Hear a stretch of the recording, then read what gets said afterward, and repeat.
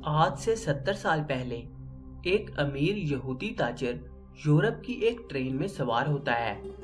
Train के डब्बे में एक गरीब मफलूकुल हाल और गंदा मंदा सा शख्स भी सफर कर रहा था। यहूदी ताजिर बड़ी नफरत, कराहत और नखरे के साथ उसकी तरफ देखता है। उसे इस गरीब शख्स के साथ बैठते हुए भी तकलीफ महसूस होती है। वो अपनी नाक को उससे दूर रखने, अपने साफ सुथरे कपड़ों को उसके मैले कुचैले कपड़ों से बचाने और अपने सामान को उसके गंदे थैले से दूर रखने की कोशिश करता है।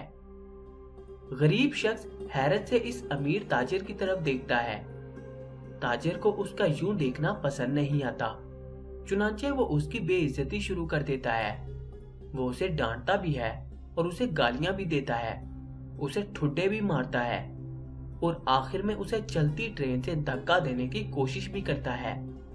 लेकिन गरीब शख्स उसके ये सारे जुल्म, ये सारी ज्यादतियां चुपचाप सहता रहता है। वो मुंह से अमीर शख्स के खिलाफ एक लफ्ज नहीं निकालता, यहाँ तक कि दोनों का स्टेशन आ जाता है।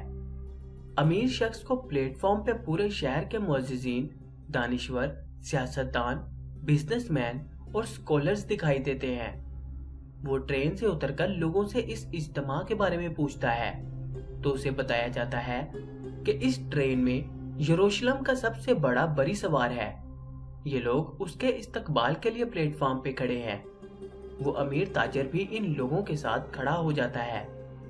जरा देर बाद वो ताजिर ये देखकर हैरान रह जाता है कि वो सारा रास्ता जिस शख्स की तौहीन करता रहा, वही शख्स दरअसल यरूशलेम का चीफ रबी था। ताजिर खुद को अचानक गुनहगार महसूस करता है, चुनांचे वो जमीन पर बैठकर रबी के पांव पकड़ लेता है। रबी मुस्कुराकर उसकी तरफ देखता है और उससे कहता है, मेरे बच्चे, ट्रेन में मैं नहीं था, इस मुल्क का एक आम गरीब शख्स था। चुनांचे तुमने मेरी तौहीन नहीं की थी, तुमने इस मुल्क के गरीबों की तौहीन की थी।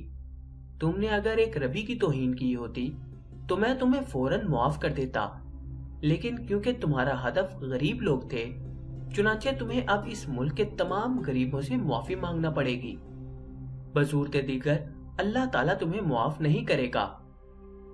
यहूदियों के कट्टर फिरके हैसियत की सच्ची दास्तान है और इसका मतलब है हम जब किसी तबके के एक शख्स की तौहीन करते हैं तो हम बुनियादी तौर पर इस सारी क्लास की बेइज्जती कर रहे होते हैं और कुदरत इस वक्त तक तौहीन करने वालों को माफ नहीं करती जब तक वो सारी क्लास से माफी ना मांग ले।